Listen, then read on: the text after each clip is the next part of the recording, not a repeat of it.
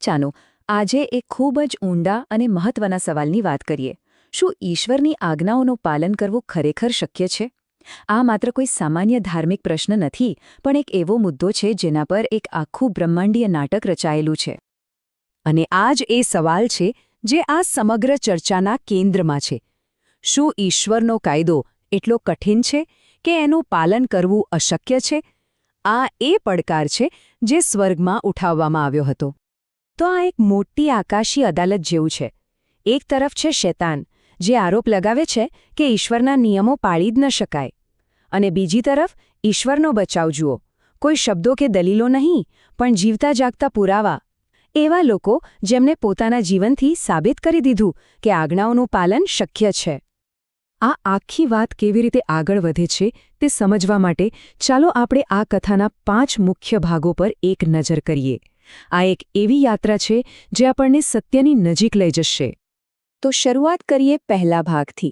કોઈ પણ કેસની શરૂઆત એક આરોપથી થાય છે, અને અહીં આરોપ લગાવનારની ભૂમિકામાં છે શૈતાન, જેનો એકમાત્ર હેતુ છે શંકા પેદા કરવી. બાઇબલમાં આ વિશે સ્પષ્ટ લખ્યું છે. આ કોઈ એક વખતનો આરોપ નથી, પણ એક સતત ચાલતી પ્રક્રિયા છે. આરોપ લગાવનાર દિવસ રાત અટક્યા વગર ઈશ્વરના લોકો અને તેમના કાયદા પર સવાલ ઉઠાવે છે. જુઓ, આ આરોપ પાછળ એક આખી યોજના છે.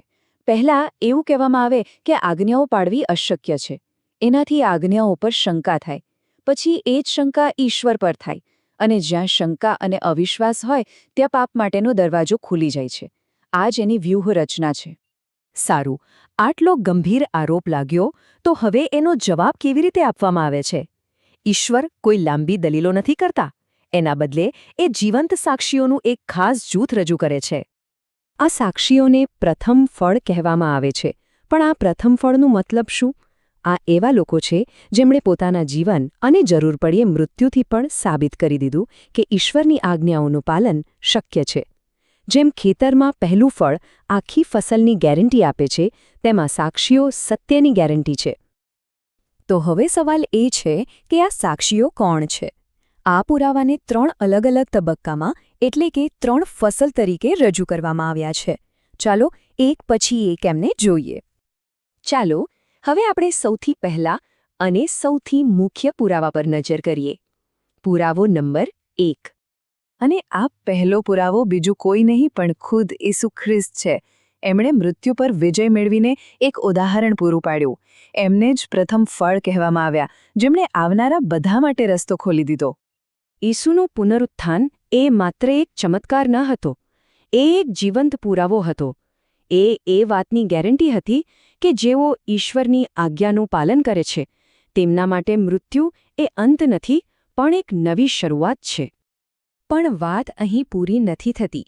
ઈસુએ જે રસ્તો બતાવ્યો એના પર ચાલનારા પણ હતા. હવે આવે છે પુરાવો નંબર 2.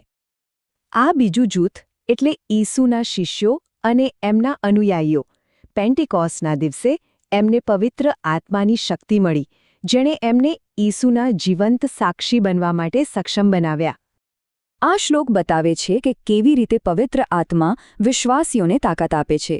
આ પ્રથમ ફળની જાણે બીજી ફસલ હતી, જેણે સાબિત કર્યું કે ઈસુએ શરૂ કરેલું કાર્ય ચાલુ છે અને આગળ વધી રહ્યું છે. અને હવે આ આખા કેસનો અંતિમ અને સૌથી નિર્ણાયક પુરાવો, જે પુરાવા પછી કોઈ શંકાને સ્થાન ન રહે. પુરાવા નંબર 3. આ અંતિમ જૂથ છે 1,44,000 લોકોનું. બાઇબલમાં આ સંખ્યા પૂર્ણતા અને દૈવી વ્યવસ્થાનું પ્રતીક છે. તેમની સાક્ષીથી પુરાવાઓની જરૂરી સંખ્યા પૂરી થાય છે અને કેસ કાયદાકીય રીતે સાબિત થાય છે. વિચાર કરો, આ અંતિમ સાક્ષીઓ વિશે શું કહેવાયું છે? તેમના જીવનમાં કોઈ જૂઠાણું નથી. તેઓ નિર્દોષ છે. તેમનું જીવન જ એક ખુલ્લો પુરાવો છે. એમણે શૈતાનના આરોપને જડમૂળથી ખોટો સાબિત કરી દીધો. હવે જ્યારે બધા પુરાવા રજૂ થઈ ગયા છે અને સત્ય સાબિત થઈ ચૂક્યું છે, ત્યારે અંતિમ ન્યાય કેવી રીતે થશે? એની પણ એક ચોક્કસ સમયરેખા છે, જે પ્રાચીન પર્વોમાં છુપાયેલી છે. આ સમયરેખા ખૂબ જ રસપ્રદ છે. પહેલા રણશિંગડાના પર્વ પર ઈસુના આવવાની ઘોષણા થાય છે. પછી પ્રાયશ્ચિતનો દિવસ આવે છે, જે ન્યાય અને શુદ્ધિકરણનો સમય છે. અને અંતે માંડવા પર્વ આવે છે, જે શાંતિ અને ઈશ્વરના રાજ્યની સ્થાપનાનું પ્રતીક છે. અને હવે આપણે પહોંચ્યા છીએ અંતિમ પડાવ પર, આ બ્રહ્માંડીય મુકદ્દમાના ચુકાદાની ઘડી, સત્ય અને જૂઠાણા વચ્ચેની લડાઈનો અંતિમ નિર્ણય. પ્રથમ ફળોની અઢગ સાક્ષીથી આરોપ લગાવનારના દરેક દાવા ખોટા સાબિત થયા છે. એ સાબિત થઈ ગયું છે કે ઈશ્વરની આજ્ઞાઓ માત્ર ન્યાયી જ નથી, પણ પ્રેમથી પાળવા યોગ્ય પણ છે. પુરાવા પૂરા, કેસ બંધ અને સત્યનો વિજય થયો છે. અને જ્યારે સત્ય સ્થાપિત થાય છે, ત્યારે ન્યાયનું પાલન પણ થાય છે. આ શક્તિશાળી શ્લોક દર્શાવે છે કે જેઓ સત્યનો અસ્વીકાર કરે છે, તેમના પર અંતિમ ન્યાય કેવી રીતે આવે છે. ન્યાય નિશ્ચિતપણે થાય છે. તો આ બધી વાત પછી એક સવાલ આપણા બધાના મનમાં ઊભો થાય છે.